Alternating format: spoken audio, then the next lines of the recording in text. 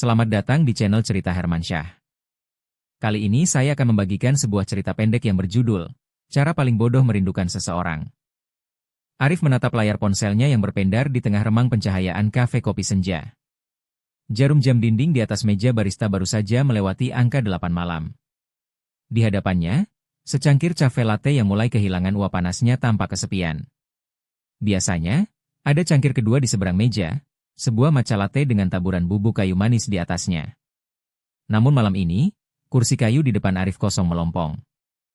Sudah 4 hari, 3 jam, dan 20 menit sejak pertengkaran hebat itu terjadi. Arif masih ingat betul bagaimana nada suara Dinda meninggi sebelum akhirnya perempuan itu meraih tas selempangnya, berdiri, dan melangkah keluar dari kafe ini tanpa menoleh lagi. Pemicunya sebenarnya sepele, hanya masalah perbedaan jadwal liburan dan ego Arif yang menolak untuk mengalah sedikit saja. Namun, dampaknya seperti bom yang meluluh lantakan komunikasi yang sudah mereka bangun selama 2 tahun. Arif menghela napas panjang. Jempolnya bergerak refleks membuka aplikasi WhatsApp. Dia menyentuh tab pembaruan. Kosong. Tidak ada nama Dinda. Perempuan itu seolah lenyap dari muka bumi, atau yang lebih buruk, Dinda sengaja menyembunyikan statusnya dari Arif menggunakan fitur privasi kontak yang dikecualikan. Gengsi, gumam Arif pada diri sendiri. Dia tahu dia egois. Dia tahu seharusnya dia yang mengirim pesan duluan dan mengucapkan kata maaf. Namun, setiap kali jempolnya berada di atas kolom obrolan Dinda, ketakutan akan diabaikan atau dibalas dengan dingin membuat jemarinya mendadak kaku. Ia benci merasa lemah. Maka, otaknya yang sedang dilanda frustrasi mulai mencari jalan pintas. Sebuah ide muncul. Pintu belakang yang sering digunakan oleh manusia-manusia modern yang terlalu pengecut untuk berbicara langsung, yakni fitur status WhatsApp. Arif mengangkat ponselnya, mengarahkan kamera ke arah cangkir kopinya yang sendirian, dengan latar belakang sudut kafe yang sengaja dibuat agak buram. Setelah mengambil gambar dengan komposisi yang dirasanya cukup melankolis, dia mulai mengetik takarir. Dia butuh kalimat yang tidak terlalu gamblang, tapi cukup tajam untuk menusuk hati Dinda jika perempuan itu melihatnya. Setelah menimbang-nimbang selama 5 menit, Arif menulis. Tempatnya masih sama, rasanya masih sama, tapi suasananya sudah beda. Ada yang hilang. Dengan satu ketukan pelan, status itu terunggah. Sebuah umpan telah dilempar ke samudera digital. Arif meletakkan ponselnya telungkup di atas meja, bersandar pada kursi, dan memejamkan mata. Dalam hatinya, ada debaran aneh yang bercampur antara harapan dan kecemasan. Dia memberi waktu 5 menit sebelum mengecek siapa yang pertama kali memakan umpan tersebut. 5 menit berlalu seperti 5 jam. Arif membalikan ponselnya, membuka kunci layar, dan mengetuk statusnya, 15x dilihat. Jantungnya berdegup kencang saat dia menggeser layar ke atas untuk melihat daftar nama. Rani, Teguh, Maya, Ahmad, Dian. Tidak ada nama Dinda. Arif mendengus kecewa. Namun, sebelum dia sempat mengunci kembali layarnya, sebuah notifikasi pesan masuk muncul di bagian atas. Itu adalah balasan status dari Raya, rekan satu timnya dalam proyek analisis data di kantor. Raya, Rief, lu nyindir gue ya gara-gara masalah input data kemarin? Duh, maaf banget ya, gue gak bermaksud bikin suasana kerja gak enak. Tapi tolong jangan dibawa ke status dong, gak enak kalau dilihat bos atau anak-anak divisi lain. Arif terbelalak. Dia menepuk dahinya sendiri dengan keras. Dia sama sekali lupa bahwa kemarin dia dan Raya sempat berdebat agak sengit di ruang rapat mengenai tenggat waktu laporan keuangan. Raya adalah tipe orang yang sangat sensitif dan mudah mengalami kecemasan sosial. Status melankolis Arif tentang suasana yang beda dan ada yang hilang ternyata diartikan Raya sebagai sindiran profesional.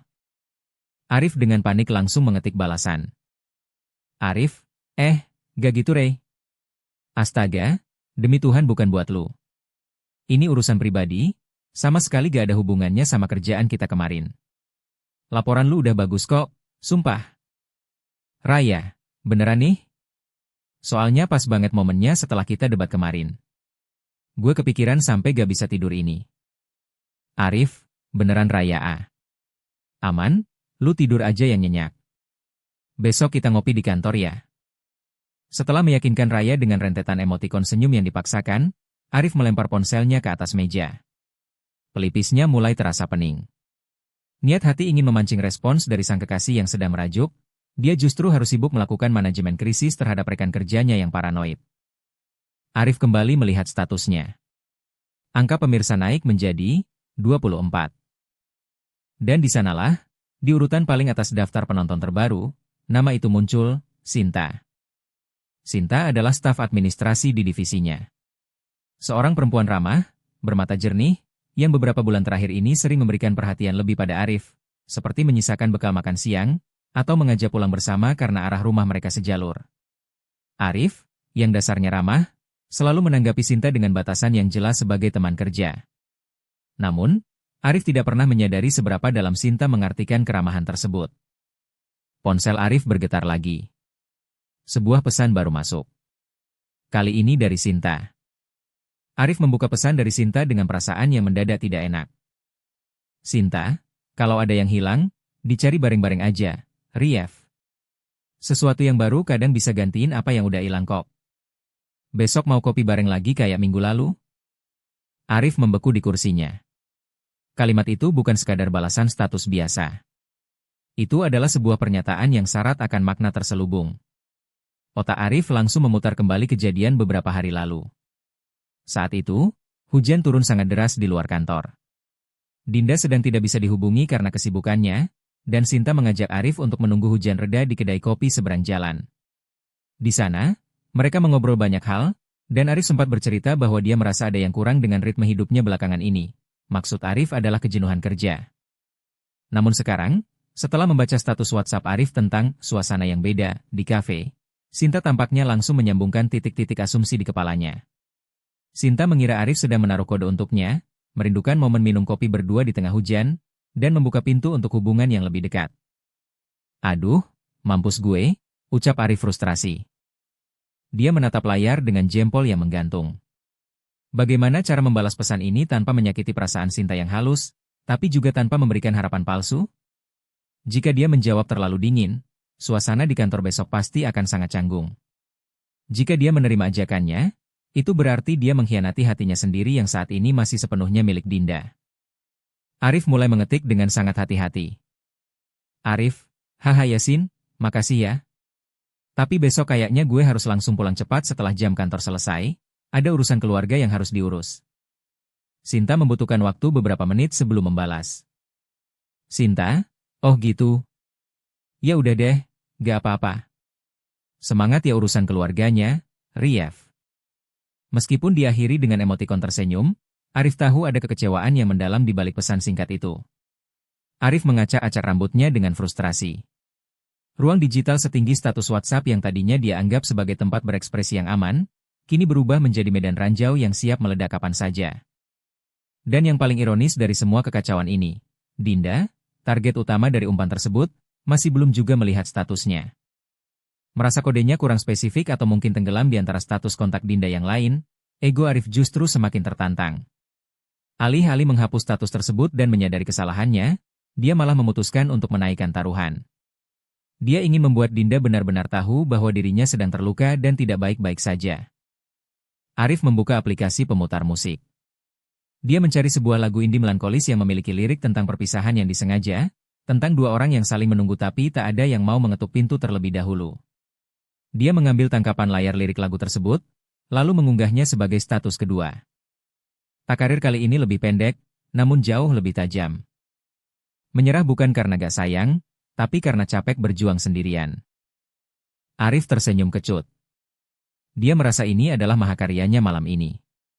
Jika Dinda melihat ini, perempuan itu pasti tahu bahwa Arif sedang berada di batas kemampuannya menghadapi silent treatment ini. Namun, efek domino dari status kedua ini bergerak lebih cepat dari yang diduga Arif. Hanya dalam waktu 10 menit, status kedua itu memicu gelombang kesalahpahaman baru. Sinta, yang baru saja ditolak ajakan minum kopinya dengan alasan urusan keluarga, melihat status Arif tentang menyerah karena capek berjuang sendirian. Di kepala Sinta, semuanya terasa sinkron dengan menyakitkan. Sinta mengira Arif sedang membuat status patah hati karena merasa Sinta tidak memberikan jawaban atau kepastian yang cukup jelas selama mereka dekat di kantor. Terbakar oleh emosi dan rasa bersalah yang bercampur aduk, Sinta memutuskan untuk tidak tinggal diam. Dia membalas dengan senjatanya sendiri. Kurang dari 5 menit kemudian, Sinta membuat status WhatsApp baru yang diatur agar bisa dilihat oleh Arif dan lingkaran pertemanan kantor mereka. Arif, yang sedang memantau pembaruan, melihat nama Sinta. Dia mengetuknya, dan jantungnya serasa jatuh ke lantai kafe ketika membaca teks yang ditulis Sinta. Ternyata sesakit ini berharap pada orang yang belum selesai dengan masa lalunya, tapi pura-pura memberi ruang. Astaga, Sinta. Arif mendesah, menyandarkan kepalanya ke meja kayu kafe dengan frustrasi. Masalah ini sudah menggelinding menjadi bola salju yang sangat besar. Kekacauan belum berhenti di sana. Raya, yang sejak awal sudah paranoid dengan status pertama Arif, melihat status tandingan dari Sinta. Raya yang panik dan salah paham mengira bahwa Arif dan Sinta sedang terlibat dalam pertengkaran hebat yang berpotensi merusak profesionalisme kerja tim mereka besok pagi. Raya langsung mengirim pesan ke grup WhatsApp internal tim mereka yang hanya berisi Arif, Raya, dan Sinta. Raya, guys, kalian berdua kalau ada masalah pribadi tolong diselesain baik-baik ya. Jangan bikin status yang bikin satu kantor berspekulasi. Besok kita ada presentasi penting di depan direksi, gue mohon banget. Arif menatap layar ponselnya dengan mata terbelalak. Grup tim kantornya sekarang ikut terseret. Niat awal yang hanya ingin menyentil hati Dinda, kini berubah menjadi drama segitiga fiktif di lingkungan kerjanya, melibatkan rekan tim yang panik dan seorang rekan kerja perempuan yang hatinya terluka karena asumsi yang salah arah. Di tengah kepungan rasa bersalah, panik, dan pusing yang mendera kepalanya, sebuah notifikasi pembaruan status baru muncul di bagian paling atas layarnya. Dinda. Dengan tangan yang sedikit gemetar, Arif mengetuk lingkaran hijau di profil Dinda. Seluruh otot di tubuhnya menegang. Apakah Dinda akhirnya membalas kodenya? Apakah Dinda membuat status melankolis juga sebagai tanda bahwa dia ingin berbaikan? Layar ponselnya berganti menampilkan sebuah foto. Itu adalah foto Dinda yang sedang tersenyum lebar, memegang sebuah kon es krim besar di bawah lampu-lampu kota yang indah. Di sampingnya, tampak siluet beberapa teman kuliahnya yang sedang tertawa. Di bagian bawah foto tersebut, Dinda menuliskan takarir dengan huruf tebal yang seolah menampar wajah Arif secara digital. Gak ada yang hilang, malah makin seru. Kebebasan itu mahal harganya. Arif tertegun. Kata-kata Dinda sangat kontras dengan status melankolis miliknya. Saat Arif duduk sendirian di kafe, meratapi ego, dan memicu drama di tempat kerjanya demi mendapatkan perhatian, Dinda justru sedang menikmati hidupnya di luar sana bersama teman-temannya. Status Dinda seolah menjadi jawaban telak bahwa permainan kode yang dilakukan Arif sama sekali tidak memengaruhi kebahagiaannya. Atau mungkin, Dinda sengaja membuat status itu setelah melihat kode dari Arif, hanya untuk menunjukkan bahwa dia memenangkan perang dingin ini. Arif menatap cangkir kopinya yang kini sudah benar-benar dingin. Rasa pahit yang tertinggal di lidahnya terasa sama dengan rasa pahit di hatinya. Dia menyadari satu hal yang sangat krusial malam ini. Menuliskan perasaan lewat status media sosial dengan harapan orang yang tepat akan membacanya dan mengerti adalah sebuah kebodohan yang kekanak-kanakan. Arif menarik napas dalam-dalam.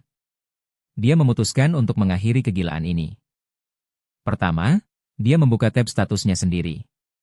Dengan gerakan cepat, dia menghapus kedua status yang dibuatnya malam itu sebelum masa tayang 24 jamnya habis. Dia tidak ingin ada orang lain lagi yang membaca tulisan konyol itu.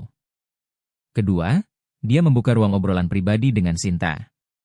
Arif tahu dia berutang penjelasan yang jujur agar kesalahpahaman ini tidak berlarut-larut. Arif, Sinta, maaf banget kalau status gue tadi bikin lu salah paham. Status itu murni tentang masalah pribadi gue sama pacar gue yang lagi trouble, bukan tentang lu atau momen ngopi kita. Maaf kalau gue udah bikin lu gak nyaman. Lu teman kerja yang baik banget buat gue. Setelah mengirim pesan itu, Arif beralih ke grup tim untuk menenangkan Raya, menyatakan bahwa semuanya sudah aman dan tidak akan mengganggu pekerjaan besok pagi. Terakhir, Arif menatap kolom obrolan dengan Dinda. Foto profil Dinda masih menampilkan senyum indahnya. Arif menyadari bahwa gengsi yang dia pertahankan selama 4 hari ini tidak menghasilkan apa-apa selain kekacauan dan rasa sepi yang semakin menumpuk. Jika dia benar-benar menyayangi hubungan ini, dia harus berani menurunkan egonya, menghadapi kenyataan, dan berbicara seperti orang dewasa bukan melempar teka-teki lewat sinyal digital yang semu. Arif meletakkan jemarinya di atas papan ketik. Kali ini, tidak ada foto melankolis, tidak ada kutipan lagu patah hati, dan tidak ada takarir sindiran yang multitafsir. Dia mengetik pesan langsung, jujur, dan tanpa pelindung ego lagi. Arif, Din, aku lagi di Kopi Senja sekarang. Sendirian. Aku tahu aku egois kemarin, dan aku minta maaf. Kalau kamu ada waktu besok atau kapanpun kamu siap, tolong kabari aku. Aku mau ngomong langsung sama kamu, bukan lewat status. Arif menarik napas panjang, lalu mengetuk tombol kirim. Tanda centang dua abu-abu muncul di bawah pesan tersebut. Arif tidak tahu apakah Dinda akan membalasnya dengan cepat atau membiarkannya menunggu lebih lama lagi. Namun, ketika dia mengunci ponselnya dan memasukkannya ke dalam saku jaket, Arif merasakan sebuah kebebasan yang nyata. Dia telah menutup jendela 24 jam yang penuh kepura-puraan, dan akhirnya memilih untuk mengetuk pintu dunia nyata yang sebenarnya. Arif berdiri dari kursinya, meninggalkan cangkir kopi yang kosong, dan melangkah keluar menembus malam dengan hati yang jauh lebih ringan. Tamat.